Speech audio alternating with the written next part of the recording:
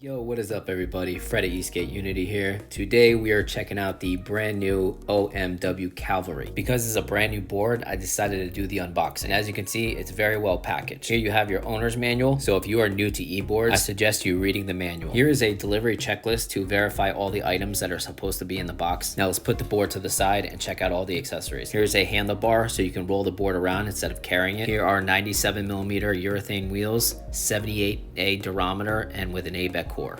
Here are some spare AT belts in case you snap your original belts, and underneath the foam padding is the rest of the accessories. Now this is very well packaged and nothing moved around during transit. Now here are the 7-inch AT tires wrapped around a high strength alloy hub, and as you can see, it is very different from everything else that we have seen in the past. I've never seen these tires or these rims on any other production board. Here you have your 55T wheel pulley that just simply fits right in the back of the wheel hub. Next we have your multiple size Allen keys. The Y tool is much better than a normal T tool with double kingpin because it allows you to reach the bottom kingpin when you want to adjust the bottom nut of the double kingpin trucks. Here you have the most updated Hobbywing remote along with its USB charging cable. You also have spare bolts and nuts that are inside this plastic casing rather than a little Ziploc bag. And in this little bag, you have spare bushings that are 98A durometer.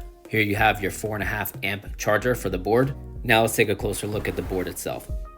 The board is utilizing 9.5-inch forged double kingpin trucks. They came out of the box this bolted down, and from what I'm told, these durometer bushings are 106A durometer. They are utilizing a 15T motor pulley. The wire sticking out up front is in case you wanted to purchase the extra front lights. The board is 38 inches in length, 11 inches in width. The board's weight is 38.5 pounds and the max load is 330 pounds. Now the deck is really what makes the board different from a lot of others. It's carbon fiber and fiberglass composite materials. You actually have the choice between 3 different types of decks. So based on your weight and preference, you can choose which kind of deck you want. They also have a lifetime warranty on the decks. The rear has a tail light / brake light and also a truck base plate. The front base plate is also a nice touch too. Now the enclosure section is quite unique. There's a rubber / foam material that's in between the deck and the enclosure, so it helps with dampening vibrations and keeps you comfortable. Now I'm pretty sure the pieces there on each corner of the board maintains the structural integrity of the deck while riding really hard, and since the deck flexes, you don't want it breaking on you. So this allows you to have stability and yet that snapback feel and comfort when riding over bad roads. A lot of big riders have never had this option. This board is utilizing a Samsung 50S 12S4P 20 amp hour 864 watt hour battery. The motors are 6.3, 7.4, 165 kV belt drive motors. They also give you a free bash guard covering up those motors in case you want to ride smaller wheels, because when you use smaller wheels, the motors are lower to the ground. When they're lower to the ground, they tend to get damaged. Their cable management system is really clean as well. The charging input seems to be very durable and covers it up very well. And in the middle part is a device for the rear taillight / brake light. And then when you click the power button, you'll see the taillights flicker on. The board is utilizing Hobbywing's new 9028 with its smart turn on and off feature, and now has an app that you can utilize with your phone to customize your ride. This company is offering a 1-year warranty, which some companies don't do. And they also have a 7-day return policy in case you don't like the board. Now let's charge this bad boy up and let's take it for a ride.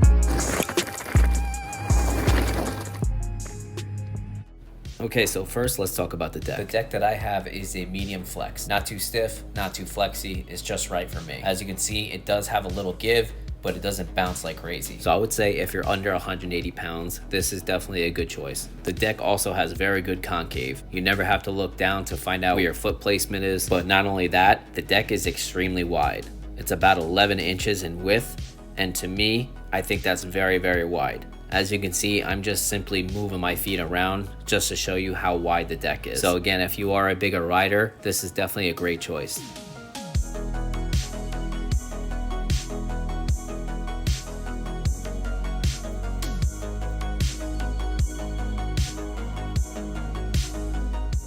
Now here are a couple boards that I ride daily. The Carbon Hadian I absolutely love, but it lacks a little bit in concave towards the edges. The shaboardz is very wide and very thin as well. It has zero flex to it whatsoever. Now let's talk about the wheels. I was a little skeptical at first because I never seen these tires ever, and I personally don't prefer knobby off-road type tires. I ride the 7-inch off-road knobby tires from Evolve and they're really good, but I must say these new wheels from OMW can do it all. Check it out.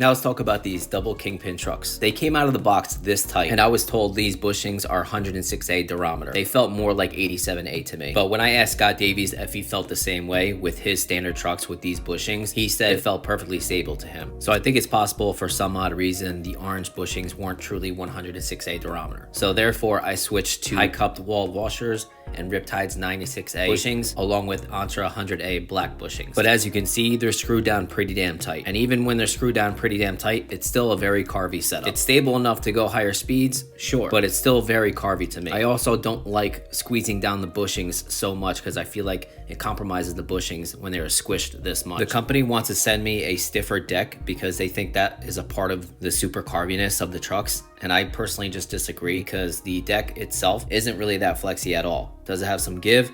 Absolutely. But it's not super flexy that it affects the carve in my opinion. So I don't know if it's the stock bushings or the way this particular trucks are built on my particular setup. But like I said, when I asked Scott Davies if his was super carvy and unstable, he said no. So I think it's just my particular setup that is a little bit different than others. But they are sending a stiffer deck along with stiffer bushings so I can revisit this board and do a new video on it and give you guys my feedback. Okay, top speed test. Here we go.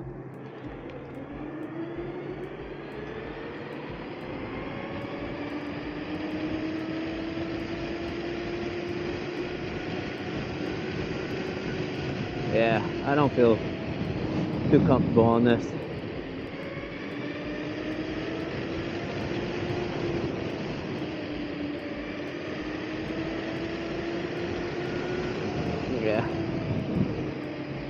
Yeah, I'm not reaching top speed on this.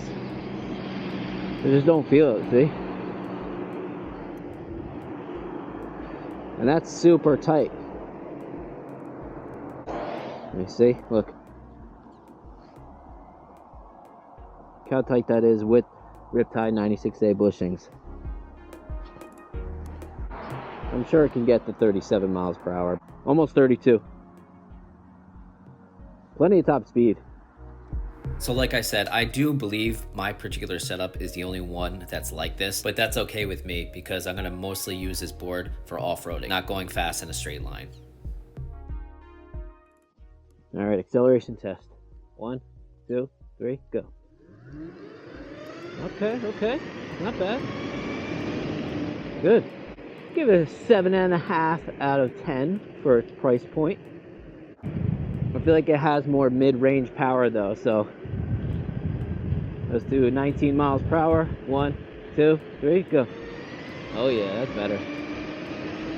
Yeah, buddy. Nice. Okay guys, giant hill test on the new OMW CAVALRY. I think this will do anywhere from 26 to 27 miles per hour up this hill, give or take. But let's see.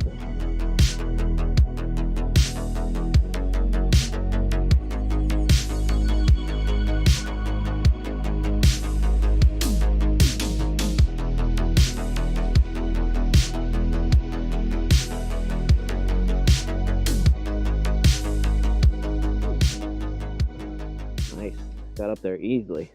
Wow. 30.3 miles per hour up the damn hill. Woo! Bravo on my way. Bravo. Alright, let's do a brake test. 15 miles per hour. 1, 2, 3, brake. Nice. Yeah, I loosened up the belt a little bit. That's not on them. Good brakes.